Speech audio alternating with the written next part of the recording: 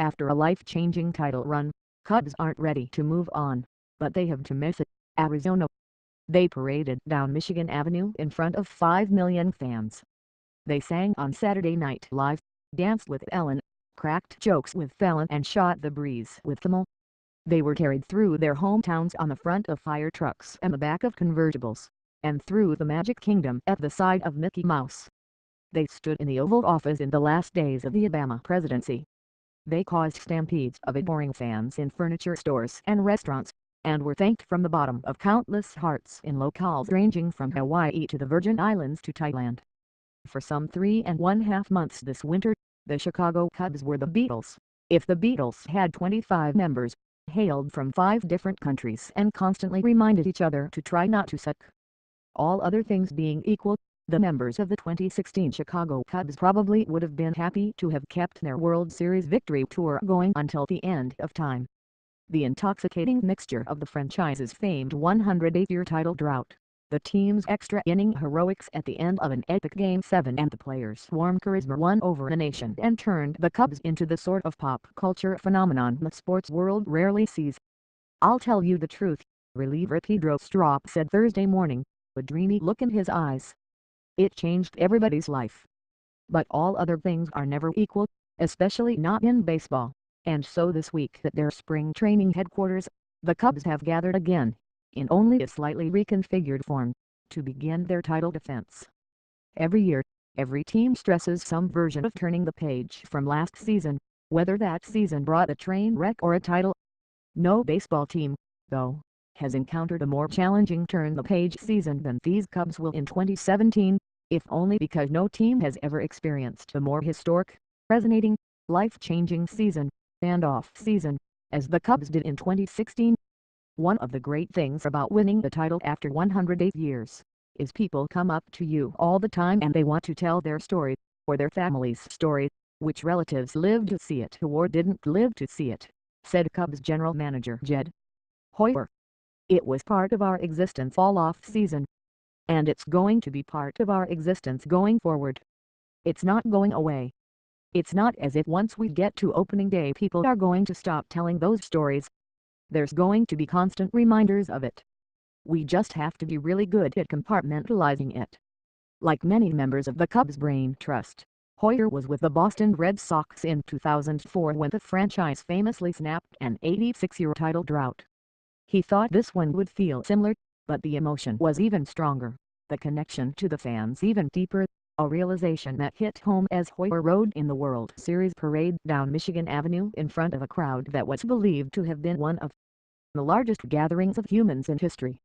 "All I wanted to do the whole time was hit the slow motion button, or the pause button, so you could keep enjoying it and soaking it in," Hoyer said. "You're almost bummed going down the route, because with every turn of the wheel you were closer to the end of it." What the Cubs have going for them in 2017 is the same thing they had going for them during their 103-win campaign in 2016, namely, a collection of young talent that stands as the envy of the game. And unlike the 2005 Red Sox, who lost such essential 2004 pieces as Pedro Martinez, Derek O. and Orlando Cabrera to free agency, the 2017 Cubs return almost completely intact, having lost only one member of their Game 7 starting lineup, center fielder Dexter Fowler, plus their 5th starter, Jason Hammel, and closer Aroldis Chapman.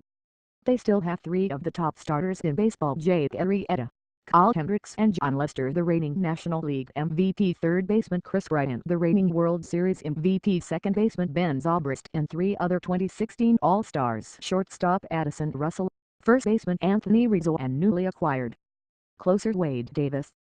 Getting outfielder and postseason hero Kyle Schwarber back for a full season, after he missed almost the entire 2016 regular season with a knee injury, is like signing another 30-homer slugger over the winter.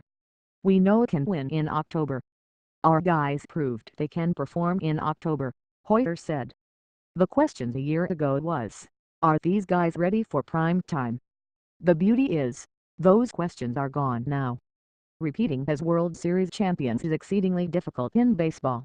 No team has done so since the 1998-2000 New York Yankees, and no National League team since the 1975-76 Cincinnati Reds. Like the Big Red Machine and the last Yankee dynasty, These Cubs could probably use a little more arrogance, a little more edge, and a little less adorableness, if they want to join that list, as the Cubs fully admit. There was a guy at my gym, the Red Sox and Patriots fan, Cubs first baseman Anthony Rizzo recalled Thursday. And he said, "Yeah, congrats to you guys, you won one.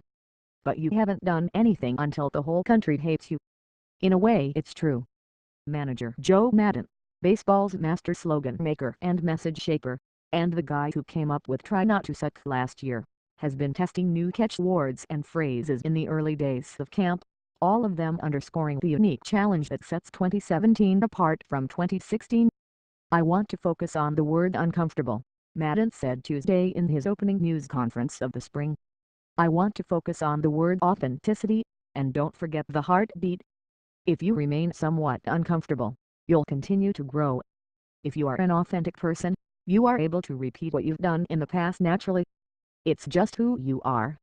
As for "don't forget the heartbeat," Maddon said it refers to the now famous, closed-door meeting the Cubs players held during the rain delay in the 10th inning of Game 7 of the World Series and is meant to be a reminder of the human foundation of a game that sometimes seems constructed upon statistical analysis.